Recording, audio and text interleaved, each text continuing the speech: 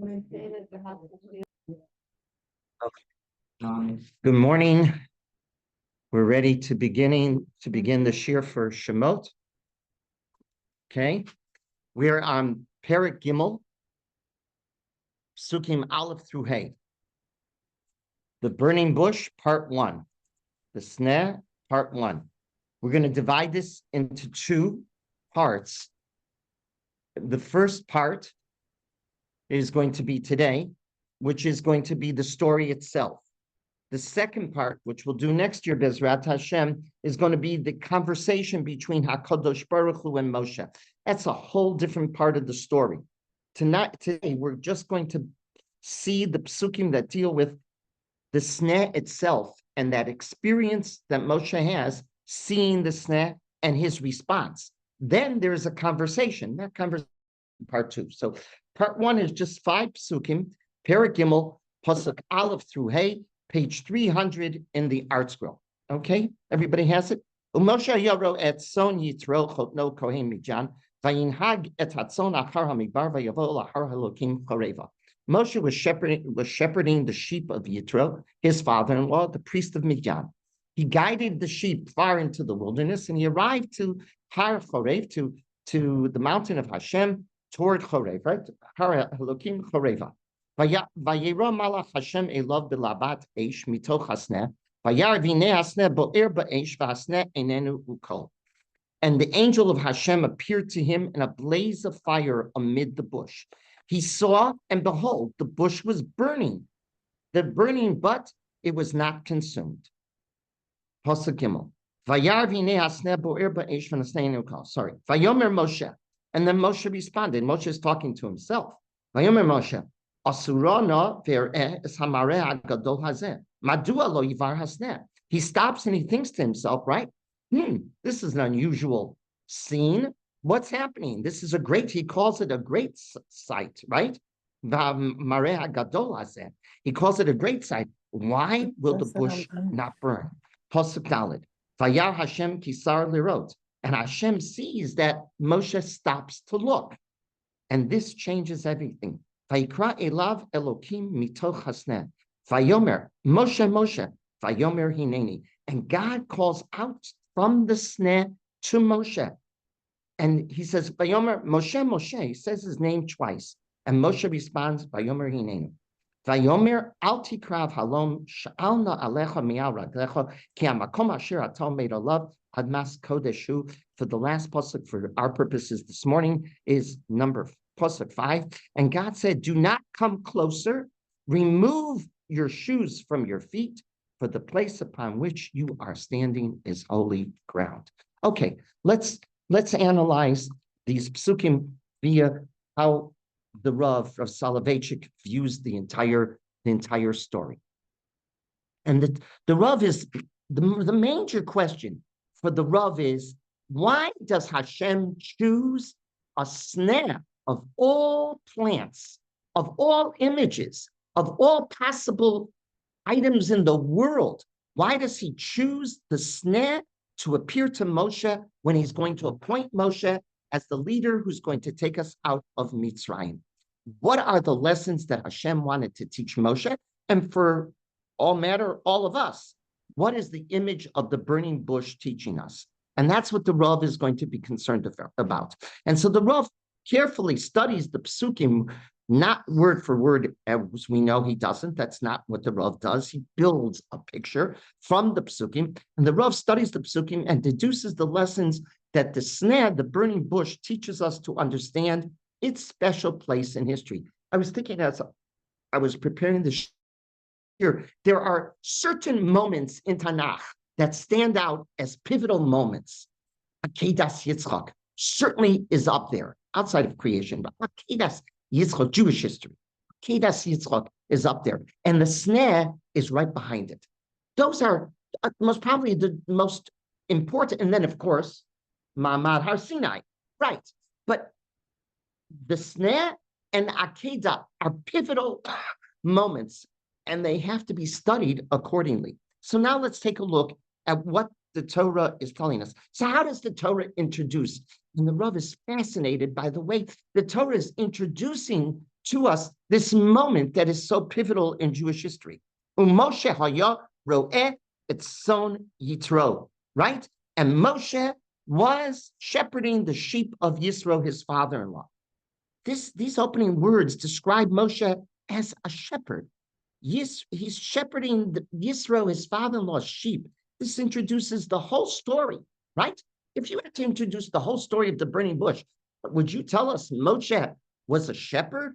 Why is the Torah telling us Moshe was a shepherd when he's now going to be appointed the emissary who's going to go and see that we are taken out of Egypt, that Paro is going to agree for our freedom? And the Rav wonders, why does the Torah bother to describe Moshe as that, as it introduces the story? And the Rav views this containing two lessons he feels, teaching us that Moshe is the shepherd. Number one is a crucial one. God functions through man. God does not function outside of nature. God functions within nature. God functions with us. The Gemara tells us a fascinating story. When I was in graduate school, I wrote a paper that was published on this very topic. There's a Gemara in Sanhedrin, 19 Tzadi Tes Amid Aleph, that quotes an Amora called Hillel. It's not the Tana Hillel. The Amora says there will not be a human Messiah. Very famous Gemara. And Rav Yosef there in the Gemara denounces that view of Hillel the Amora, and he says it's heresy. But this is an Amora who says God will not create the Messiah through a human agent. God himself will be the Messiah, and Rav Yosef denounces it. And Rav Yosef's opinion rules, if you will. Judaism apparently believes, as an article of faith, that the Messiah is going to be a human agent. Lesson one, the Messiah here, the messenger here is a being. He has a human occupation. He's a shepherd. He's just like anyone else.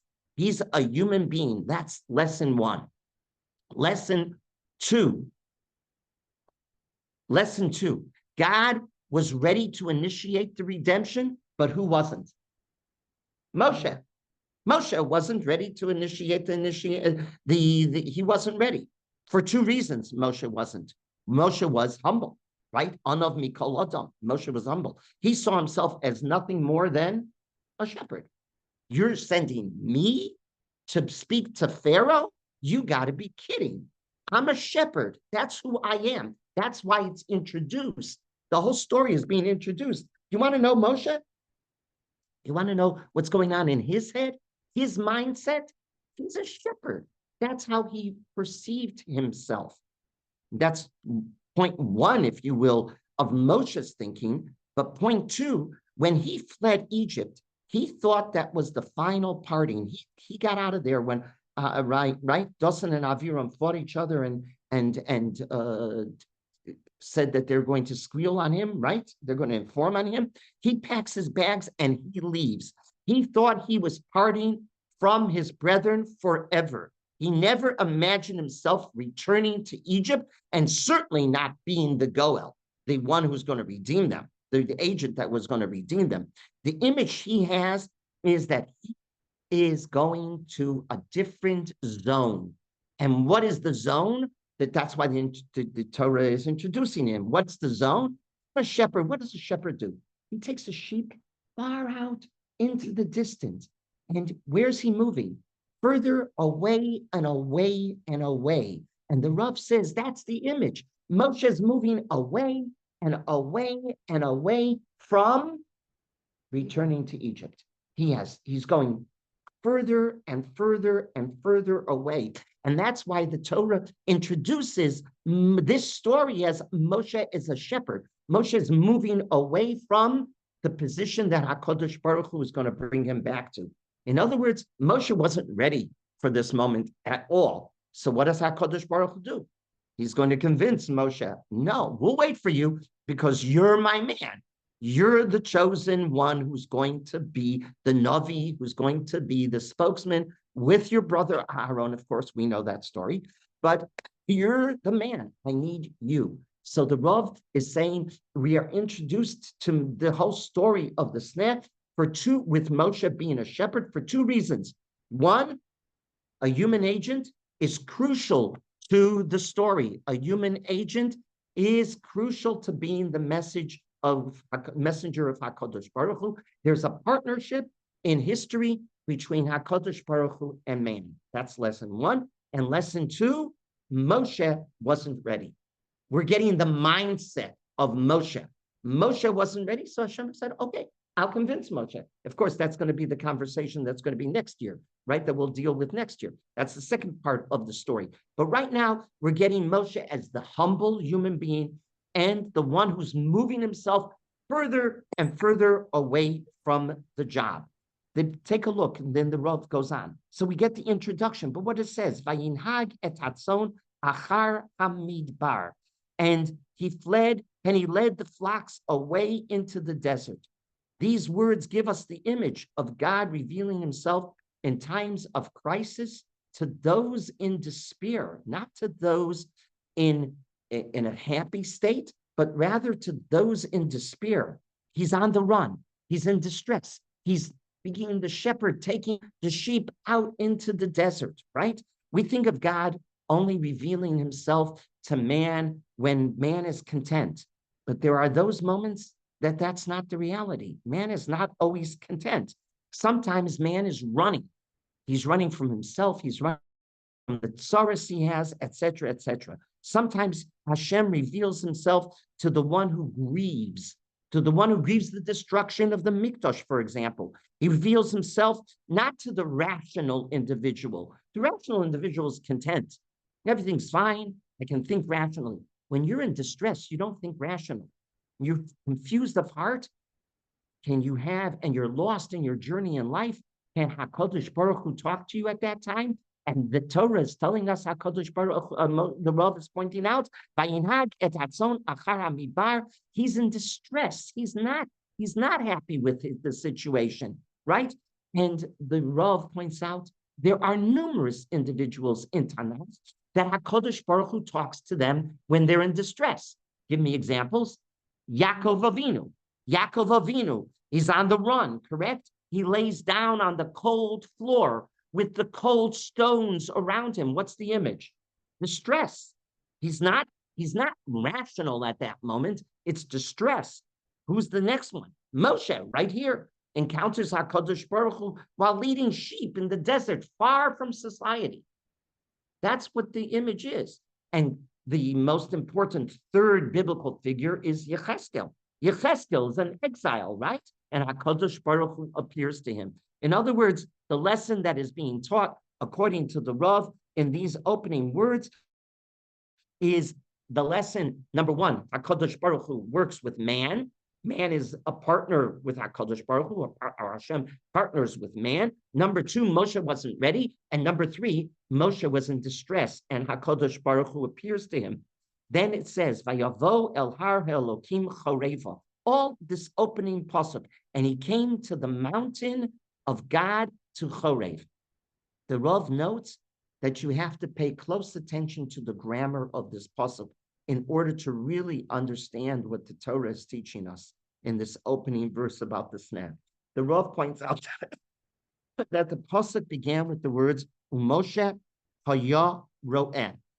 How are you to understand these words? The Rav wants to know. Moshe haya ro'eh. If they're simply teaching us that Moshe was a shepherd in the past tense, the phrase would have been Moshe ro'eh. Moshe was a shepherd. What this pasuk was using, the Rav notes, is a form known as a participle. What does a participle mean? This means we have a description of Moshe being a shepherd over many years. This becomes the personality of Moshe ever since he left Egypt. Moshe was a ro'eh tzon throughout all those years that God hid himself from the Jews in Egypt. God is hiding himself from the Jews in Egypt because the Jews in Egypt are suffering. And God is not responding, right? During all those times. And what's Moshe doing at that same time? Over all those years, not suddenly Moshe is a shepherd. Moshe was a shepherd over many years. Rashi notes the word Vayinhag et hatzon achar hamidbar should be understood in the participle construction as well. Rashi notes this. Rashi explains that as a shepherd, Moshe led his sheep regularly into the desert rather than stay in Midian. He went out, he constantly was drawn into the desert. That's what that means. Not that he did it suddenly. One day he wakes up and he takes the sheep out. No. Moshe was doing this day in and day out, all the time. He wasn't staying in Midian. You know where he was going? He was leaving Midian. He went out into the desert. He took them to the desert that the land, Rashi says, why did he take them to the desert? You remember why Rashi? Rashi says, because the land is not owned by anybody. And he was afraid that his sheep, he was in charge of them. He didn't want them to eat on any stolen land, right? He didn't want them to take anything from anybody else. All wonderful. But what the Rav is pointing out, that what's happening here, you're getting a depiction of Moshe as some, not once, oh, we got a story. Okay, we'll tell you an interesting, and one time it happened. No, this is happening over and over and over again. He's visiting, he's go Vayavo El Har Elokim Chareva. It must be the participle construction, the Rav says. Over many years, he would take his sheep and he would go to Chareva. He would go there. The Tzon suggests that he was a shepherd of Tzon. Is that singular or plural? And the Rav notes, Tzon means a lot of sheep. Not one, he wasn't leading one sheep. He was leading many sheep. Well, if you're leading many sheep, can you do it alone? No. You have to have helpers. If I don't know much about shepherding them, but you can't do it alone when you have a whole flock. A whole flock, you have to have people to the right, people to the left, people at the front, people on the back. Moshe had helpers. He had assistants. And when they came to the desert, he alone would go to Mount Chorev. He would leave them. You can do that when you have helpers. He would disappear himself to Mount Chorev. Why did he go there alone? He came to daven for his fellow Jews, that they would rise. Moshe was very distressed. What was he distressed about? What was the image he had when he ran from Mitzrayim? Jew fighting Jew. So that means that they don't deserve to be redeemed. That was the image he had. He had given up on the Jewish people. If this is the Jew, remember, where did Moshe come from? Saw that. The palace. He was secluded from the servitude. He wasn't among the fellow Jews. And then he comes out to the fellow Jews and he sees an Egyptian beating up a Jew. So what does he do? He defends the Jew. And then the next day, he sees Jews fighting. What? You're fighting? How could you be fighting when you have an enemy that wants to destroy you? You have to have unity. That's what you have to have. And he didn't see it. So he left, right? He runs and he runs away. Achar hamidbar. The Rav is pointing out he's doing this day in, day out. He's contemplating, do they deserve to be saved? That's what's going on. This opening pasuk is giving you the mindset of Moshe. And that's so crucial that you have to understand. He's praying, yes, one day they should deserve to act like people who deserve to be redeemed. Right now, they don't deserve to be redeemed. So that's what his mindset is when he goes off. Now read this pasuk. Means that he was doing this for a long time, right? He was shepherding his father-in-law's sheep. Achar hamidbar, vayinhag es hatzon achar hamidbar. What is that image now? According to the Rav, he's been moving himself away from the city, right? He's running away. He's depressed. He's distressed. And HaKadosh Baruch Hu is going to come to him in a few moments. Vayavo el har Elokim Chareva. It's not the first time he's come. He's come to Chorev beforehand. Why is he coming constantly to Chorev? Because his image is of a people that doesn't deserve to be redeemed. They're fighting internally, then we can't save them. That's Moshe's mindset. Now, knowing that as the introduction, that takes on a whole new understanding of this introduction. Then what happens in Pasuk base?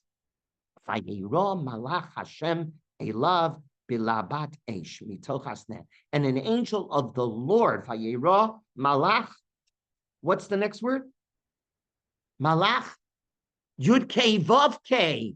Something happens here, the Rav reading very carefully. The Rav focuses on the fact that the Torah calls the angel here a Malach Yud K Vav K and not a Malach Elokim.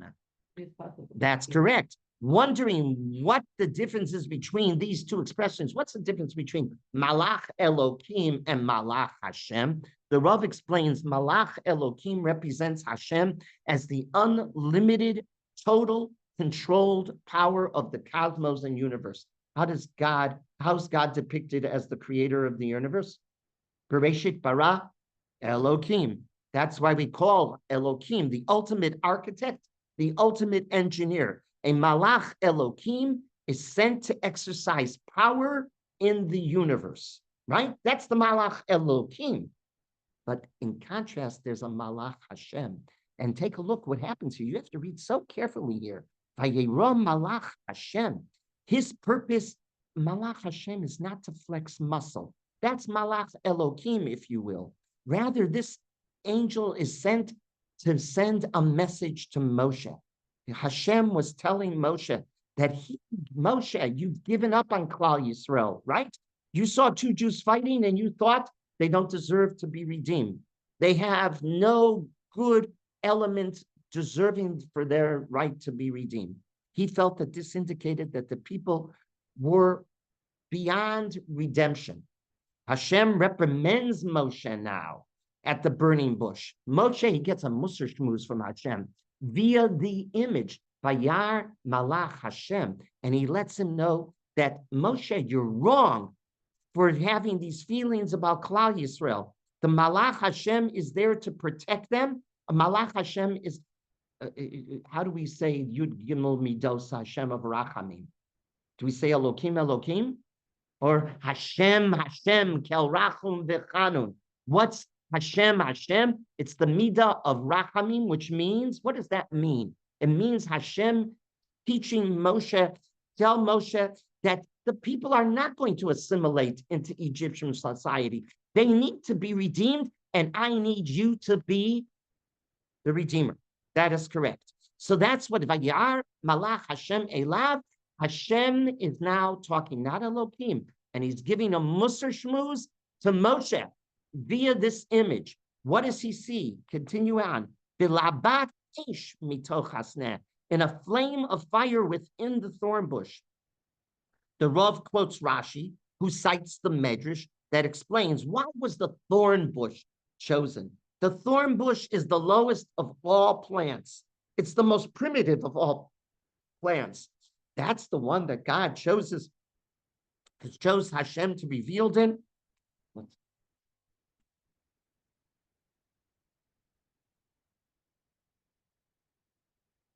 Right? Why this plant? And Rashi says the thorn bush is chosen to send the message that Hashem will be with Bnei Yisrael, even in the condition of degradation. God's teaching via the thorn bush that he is with Bnei Yisrael no matter the situation. That's what Rashi says, no matter the situation. Why the thorn bush? No matter how bad it is, Hashem will be there with us. It can be both a physical and spiritual distress that the thorn bush is representing, right? And still Hashem will be with us, whether it's in physical or spiritual distress. In other words, the first message of the burning bush is that the Jewish people is indestructible. The Jewish people are indestructible. Moshe, you got to know that. Moshe, you were wrong for giving up on Klal Yisrael.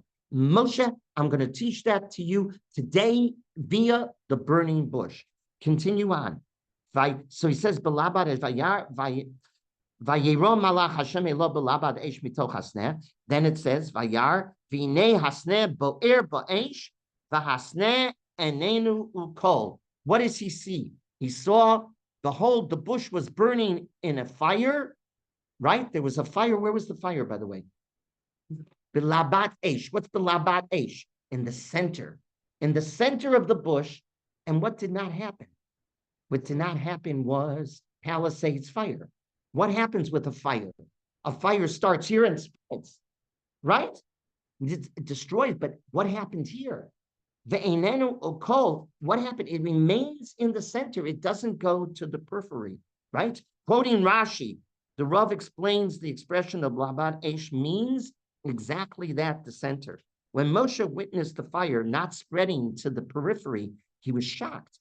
It was limited to one dimension of the bush.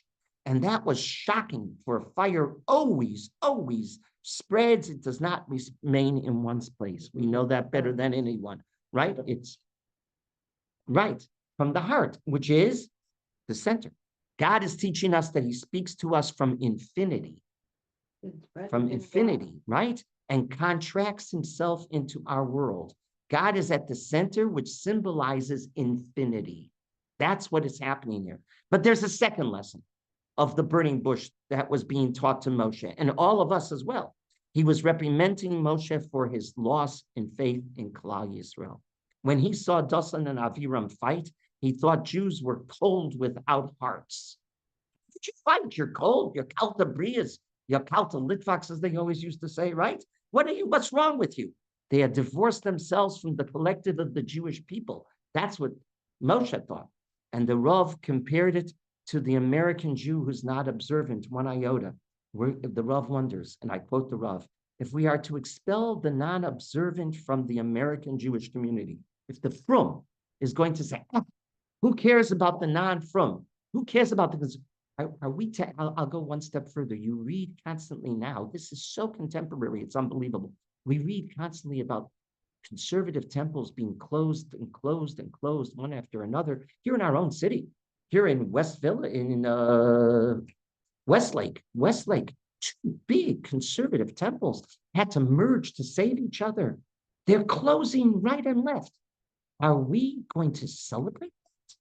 The Rav said, don't you dare celebrate that. The Rav said, if we are to expel the non-observant from the American Jewish community, what will remain? If the conservative shuls end up, what will remain? Closed, what will remain? It will be a community which will know, the Rav said sarcastically, you'll know a Malava Malka, you'll know a Shiur, and that is all. That's the words of the Rav. Yeah, they'll come. And the Rav was talking about himself because he would give a very famous Motzei Shabbos Shiur. You'll come to my Shiur, you'll have a Malava Malka, and what will happen to Klal Yisrael? It'll be a disaster. Is that what we want? Moshe, is that what you want? You're giving up on Klal Yisrael? You're not to give up on Klal Yisrael. God was telling Moshe, in the depths of their hearts, a fire is burning in the Jewish heart. And therefore, quote unquote, no Jew is to be left behind. That's what Moshe was being taught via the snap. So now, this is what the image is, what he says. So let's see how Moshe responds, right? Vayomer Pasuk Gimel. Vayomer Moshe. Asura na ve'ereh. I love the way Rabbi Berelwein describes the Medrash on this pasuk. He says, 100 people walked by this burning bush and nobody stopped. Nobody cared. Nobody looked. There was only one man that stopped. He investigated, and his name was Moshe, right? That's what it meant. Asura na ve'ereh. What does that mean? Let's stop and find out what's going on. Let me turn now. And the Rav quotes Rashi, and Rashi says, I will step aside from here to come closer to there. Those are the words of Rashi. Let me repeat the Rashi. I will step aside from here to come closer to there. And the Rav scratches his head and says, what in the world has Rashi added to my insight? I will step aside. That's what Moshe said. I'll step aside from here to come closer to there. And he says, the Rav says, you don't understand Rashi. Rashi's profound. Rashi is saying, what did Moshe do? The Rav understood Rashi as understanding that he was suggesting that he would not move a geographic distance, but what distance was the Moshe moving? A mindset, a mental set. That's right. A physical move, but rather a mental move. Moshe was saying that the burning bush has to change my outlook on life. He got the message from HaKadosh Baruch Hu. He's understanding what's happening here. In other words, in the Rav's words, what was Moshe was saying when he said, Asura no vere, let me step aside from the certain categories in which I used to think and adopt other categories, other concepts, other ideas. Open up your mind for new categories on how to look at the world, how to look at the Jewish people, how to look at redemption, how to look at all of this. You have to open your mind and have a new vision. If you don't have, that's what Moshe was saying. Vayomer Moshe, Asura no ve'eret, meant, what does that mean? I'm going to step aside from my mindset that has propelled me until this moment. And now what am I going to do? I'm going to think new. I'm going to open my vision. I'm going to open the vistas. I'm going to have to look at this totally different. This is, by the way, what the Rav points out. What Avram told Eliezer and Yishmael at the Akedah, that other pivotal moment I mentioned at the beginning of this year, right? What did he say to them? You stay here with the donkey, I and the lad will go there. Was Avram just telling Yishmael and Eliezer a geographical distance? I'm going there. I'm going there with Yitzchak. Vani v'anar nelech nelcho ad ko. Right? You say, what did he say in the pasuk? You're sitting here. Oh, I'm going to Ko. What does that mean? Does that mean geographically? And the Rav said, not at all. Avram was telling Eliezer and Yishmael, you're with the donkeys. That's what you think. You have a philosophy of the donkey. What does the donkey mean? It means, that's correct, materialism, practicality, mercantilism, pragmatism, everyday logic. That's the quote of the Rav. That's what you guys are thinking. And Avram's turning to them and he's saying, that's not the view that I want Yitzchak to have. Yitzchak is to have a totally different outlook, a totally different worldview. They're looking at the world with, we're going to look at the world totally different because we're going to look at the world with covenantal logic. Covenantal logic, I never forget, the Rav said it in Shiur, and I remember it, and certain things, I see it. I see the Rav taking his finger and doing this. He says, you want to understand Jewish history? It's not like any other history. Other history, he says, nations go like this.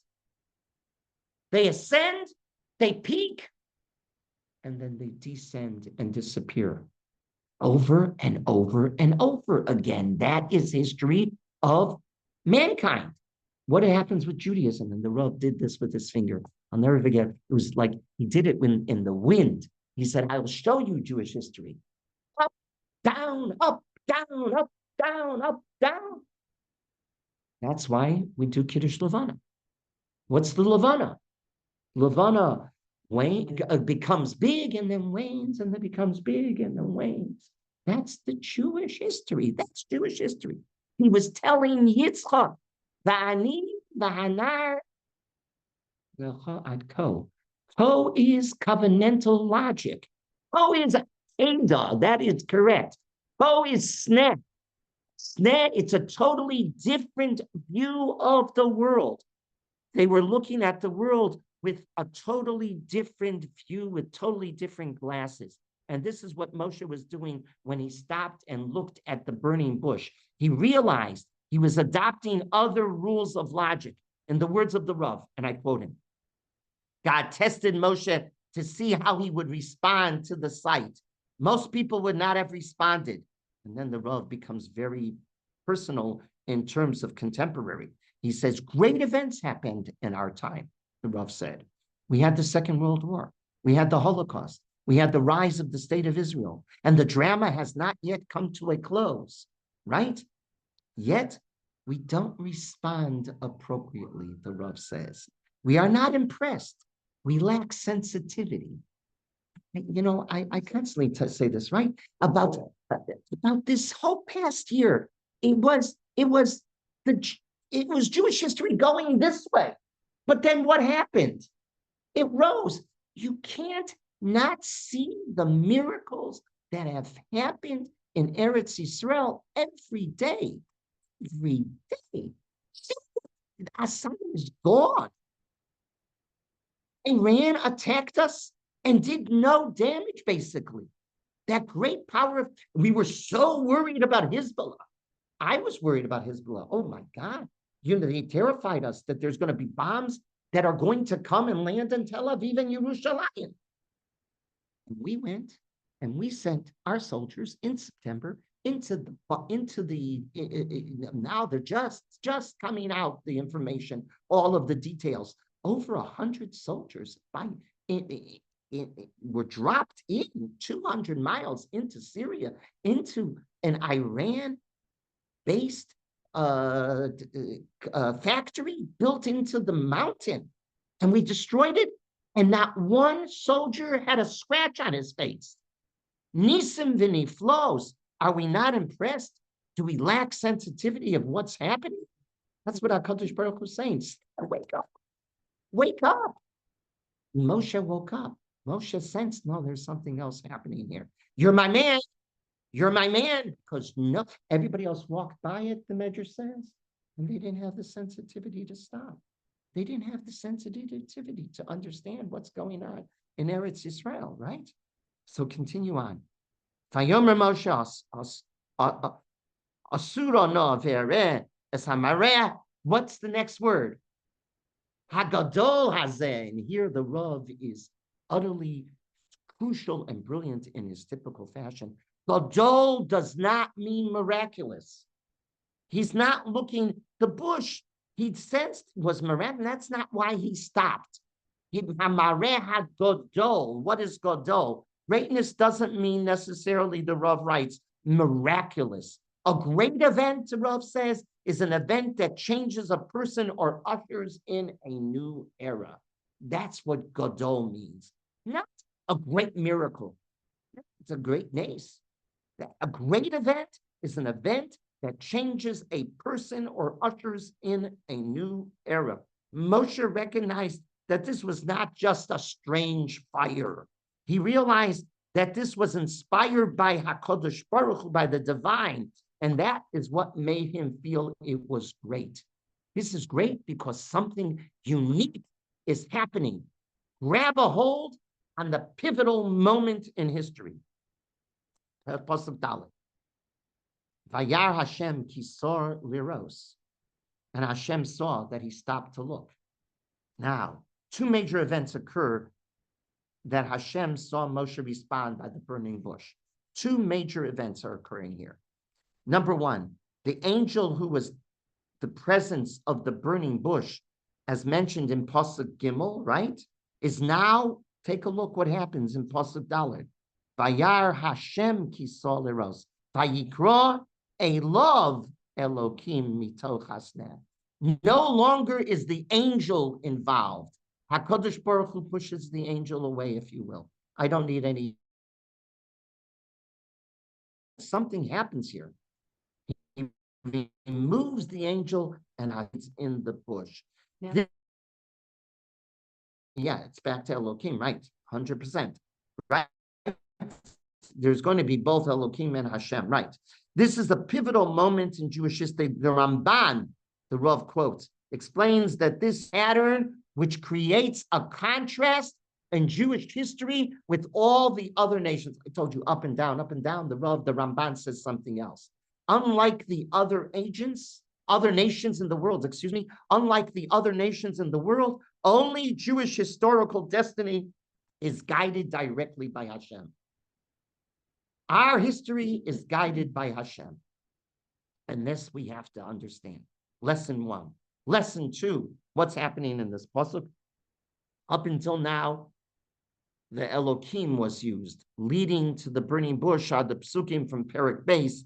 Go back to Perek Beis, pasuk Chav Beis and Chav Gimel, Chav Dalet and Chav Hey, right at the top of page 300. Elohim.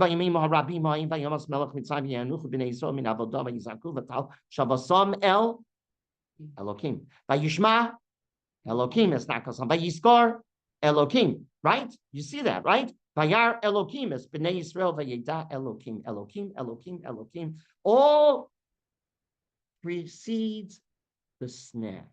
In this chapter, Hashem does not, in the preceding words, Hashem does not appear, Elokim appears.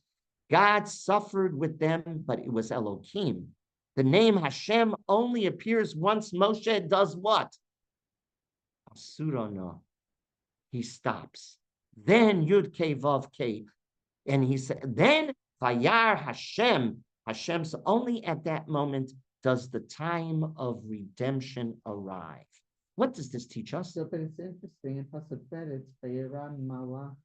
Yeah, and then Vayomer Moshe, right? Malach Hashem, right? We pointed that out. Before Asurim. Right, that is as this is all happening. He's going to see that element he's going to detect. Moshe is going to detect that. Vayomer Moshe, Asura Novere, he's going to see that. He's sensing something is happening. And then, Pasuk Daled, Vayar Hashem, right? Only at that moment does the time of redemption arrive. This teaches us a crucial lesson. Second lesson, the partnership between us and Hashem. Man must be part of the redemptive process. Where are we going to see that again? Where are we going to see that again? Yam Suf. Yam Suf doesn't happen until when? The Medrash says Nachshon ben Aminadav, right? They're only when man splits the sea. And the famous Medrash, right?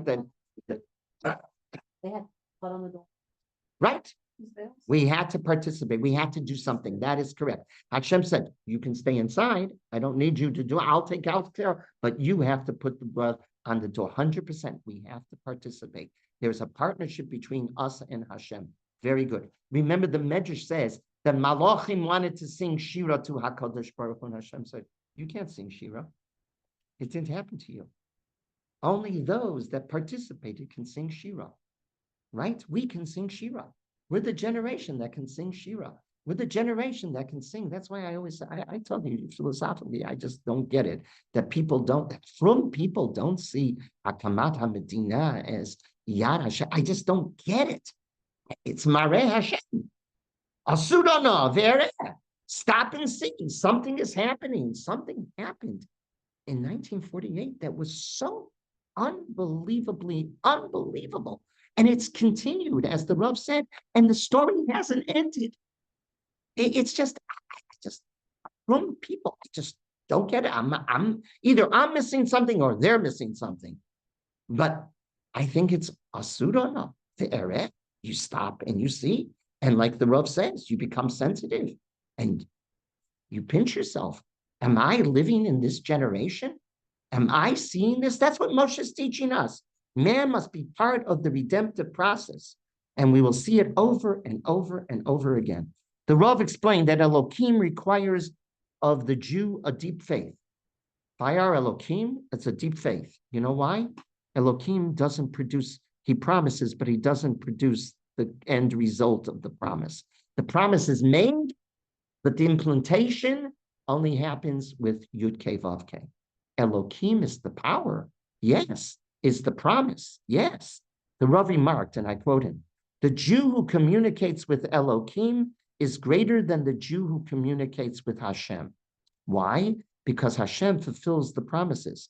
When God bestows grace upon the people, it's not difficult to be a Jew. You know when it's difficult to be a Jew? October 7th. It's difficult to be the Jew on October 7th. It's not difficult to be the Jew on the Six-Day War. Right? Hey, I want to join the bandwagon when everything's going well. But when things are not going well, there's still an Elokim, right? The Jew who believes in an Elokim during the long, lonely night of exile, Hashem did not reveal himself. Nevertheless, the Jew did not lose his faith in Elokim. The Jew who waits is greater than the Jew who sees the fulfillment of the promise. I wait. The Jew, that's why I'm going from Zionist to the most anti-Zionist, but the Satmar Rebbe, Zichrono Livracha, was a Gain Olam. I might disagree with his philosophy about Eretz Yisrael, but Medinat Israel, okay. But after the war, he said clearly he escaped because the Zionists got him out of Europe. And they brought him to Eretz Yisrael, and he stayed there just for a short period. And the night before he left, the Malochim of Yerushalayim, that's what they were called, the very, very, very frum Hasidim came to the Rebbe, begged him to stay. And he said, why do you need me? And they said, who else is going to give a Rebbe? We need a Rebbe for a bracha. And the Rebbe said, you want a bracha? You find a Jew who has a number on his arm and he's still putting on tefillin. He can give you a greater bracha than I'll ever give you. What kind of Jew is that? A Jew that's seen Yud-Kei Vav-Kei, or a Jew that's seen Elokim? He's seen Elokim. He saw Elokim. Right? It's not the Jew who got out without the number on his arm. The Jew who saw, right, Vayar Malach Elokim, then he's the one who sees that. And the Rav says, Jewish redemption from Egypt did not begin on Pesach night. We think redemption began on Pesach night. It began when Moshe stopped and took a look and was mesmerized by a burning bush. He did this because he sensed this is great. Great means an event unique in history. He realized something was happening here. He realized it. Continue on.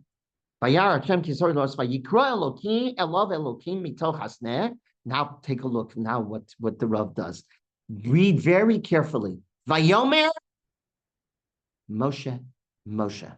Is he the only person that gets his name called out twice? No.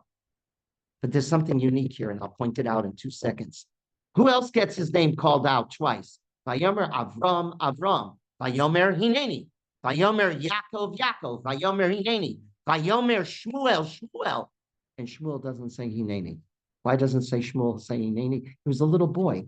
He didn't realize what the voice was.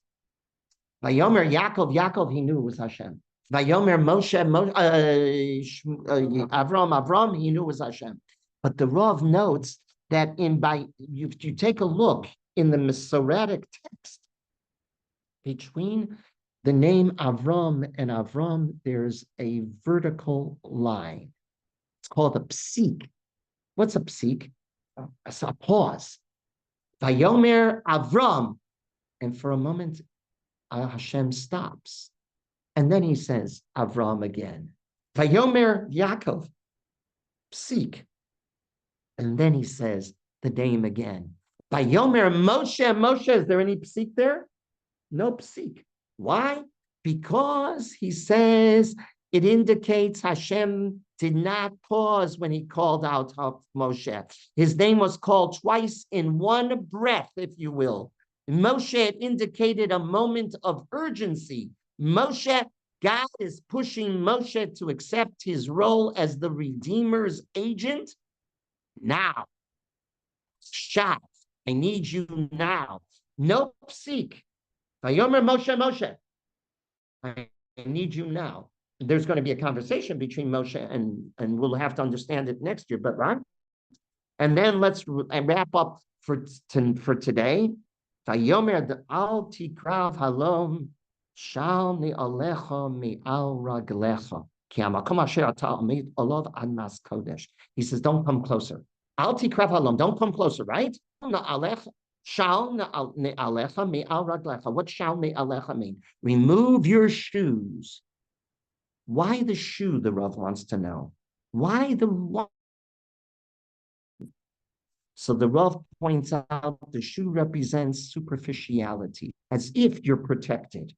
It's protecting you. You think you're protected, right? That's what the shoe does. By the way, which of the brachos and birchos hashachar is the shoe? Kol tzor ki, right? I got everything. I have the shoe. I can go anywhere. I'm protected. I walk. I'm protected. I'm mobile. I can go anywhere I think I can go. The shoe represents raw power and therefore is a symbol of, quote unquote, the Rav vulgarity when you're dealing with Hashem. You think it's vulgar to think you're the raw power, you're the power. The shoe elevates man, and now God says, What does he say to Moshe? Come back to earth. That's why we remove the shoe when we're in Avelus. Why do we remove the shoe in Avelus? Because the Malach HaMoves makes us realize how temporary and transient our whole existence is. We're not in control. HaKadosh Baruch Hu's in control. The shoe gives you a sense of control, right? Invulnerability. I can go anywhere I want. We want to need a snake without the shoe. That's right. Protects you. You think it does. You think it does. Right? Right? You think it does. Remove it. He quotes the pasuk in Tehillim. The Rav quotes from Perek 60, verse pasuk Yud. Perek 60 is Samach, right? Perek Samach pasuk Yud. Al Edom ashlif na'ali. Upon Edom I cast my shoe. The message is, what do you mean upon Edom I cast my shoe? I throw my shoe at you. You think, Edom, you're in control? I cast my shoe at you, right? The message is to understand holiness, to... That's right. That's right. What Castro took the shoe, didn't he, and banged it on the Khrushchev took the shoe and banged it on the podium in the United Nations, right? In the 60s, right? The message is that to understand, Yibum, you take the shoe because there's future, right? Right. The message is that to understand holiness and to gain the sensitivity required, one must remove that shoe that gives you that sense of you're invulnerable. Nothing's going to happen to you. No. Hashem's teaching us, we're going to partner, but you're going to know who's in power, right? Shalom alecha, remove the shoot. So to wrap up, whoa, how the Rav reads the imagery here. You read these psukim with the Rav, it becomes a whole different vision of what's happening with Moshe. Why did Moshe stop and see a burning bush? Why did Hashem use the burning bush, the most basic and degraded item in the plant world? Why? Because he was demonstrating, Moshe, you have the wrong view. You think that Klal Yisrael doesn't deserve to be redeemed because there is interfighting. Don't worry about that. Klal Yisrael is indestructible. You have to go there and you have to take them out. You have to be the one. And Moshe what was Moshe? Was Moshe doing this just once? So what did the Rav point out? Read it very carefully. It's the participle, right? It's constant, it's continuous. Moshe is the shepherd continuously. Moshe is going and he was moving further and further and further away. Moshe was running away, and HaKadosh Baruch Hu was stopping him, and he was saying, no, Moshe, I need you to pay attention to the message. And Moshe was sensitive. He was sensitive, and he was the only one who was Asuronov around. Let's stop and let's take a look. Moments of greatness are moments where there's a moment in history that is pivotal, that is so crucial. And Moshe realized that was now. He doesn't want to be the person. We'll talk about that because of his humility. Yes, that's Moshe is going to have to overcome that. Sometimes you can't be the humble, right? You can't be. He was doing this on a regular basis, the Rav points out. And the Rav points out, pay close attention. Initially, it's a Malach Elokim, but then HaKadosh Baruch Hu turns it to Hashem himself. Vav K is talking. It's much easier to have a relationship with Hashem Kel Rachum V'Chanun than Elokim, which is Din. And that's what he's reminding us. Where is the fire burning from? The center. Why the center? Because the Jew never stops having passion, if you will, with HaKadosh Baruch Hu. We shouldn't write off any Jew. What a contemporary message for us now, as we're unfortunately losing Jews right, left, and center. Okay, Next week, there won't be Shiur, Right. vacation, we're out of town, but the following week, Bezrat Hashem will pick up. So it's not, for April, we won't have, but Parshas Bo, we will. So Right. this net was on the star was on the side of Har Sinai, on the side.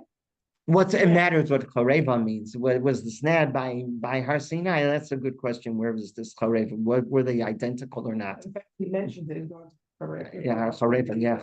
It was at the same place as Sinai. That's a good question. Yeah, that's a machlokas.